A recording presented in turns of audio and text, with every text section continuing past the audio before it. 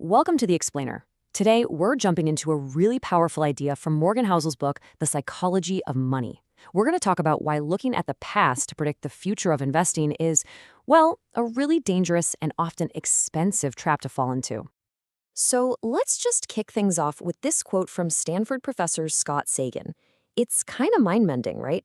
It perfectly sets the stage for everything we're about to discuss, because it forces us to accept a simple, powerful truth. The future is always going to be unpredictable. And that leads us to this really important question. Think about it. We study all these historical events that were total, complete surprises to the people who actually lived through them. So why do we then turn around and treat that very same history like it's some kind of perfect crystal ball for what's coming next? To really get our heads around this, we need to look at a super common cognitive trap. Housel calls it the historians as prophets fallacy. So, what is this fallacy? It's our deep-seated tendency to look at what's already happened and think it's a reliable blueprint for the future. We treat old data not as a rough guide, but almost like it's gospel. And in a field like finance, where change is literally the only constant, that is a huge mistake. Just think for a second about the difference between investing and, say, the hard sciences. In medicine, history is a pretty perfect guide because a human kidney works the same way today as it did 1,000 years ago. The underlying rules just don't change. But investing, that's driven entirely by people, nervous, greedy, emotional people, all making imperfect decisions. As the physicist Richard Feynman famously put it, investors have feelings. Electrons don't get spooked during a market crash, right? They don't get greedy during a bubble. But people, we absolutely do. And that very human element is what makes financial history such an unreliable guide for what's going to happen next. So this brings us to the first massive problem with leaning too heavily on history. You will almost certainly miss the outliers. And the outliers, those crazy out-of-the-blue events that really move the needle, they're the ones that matter the most. All right, I want you to consider this number, 7. What on earth could be so important about the number 7? Well, get this. Out of the 15 billion people born in the 19th and 20th centuries, the entire direction of the world was shaped by an unbelievably small handful of them. We're talking about a tiny, tiny fraction of people having a completely outsized impact. History isn't this gentle, average progression forward. No, it's a story of extreme, unpredictable events and individuals. In both finance and history, the crazy outliers aren't the exception to the rule, they are the rule. And you can see this domino effect in action right here. It's not at all intuitive to draw a straight line from 19 hijackers on a single morning to the student loan crisis we have today. But when you look back, the chain of events is clear. One tail event sets off this cascade of consequences that are just impossible to predict from the start. As Nassim Taleb argues, the failure at Fukushima wasn't really a failure of analysis. They studied all the historical data.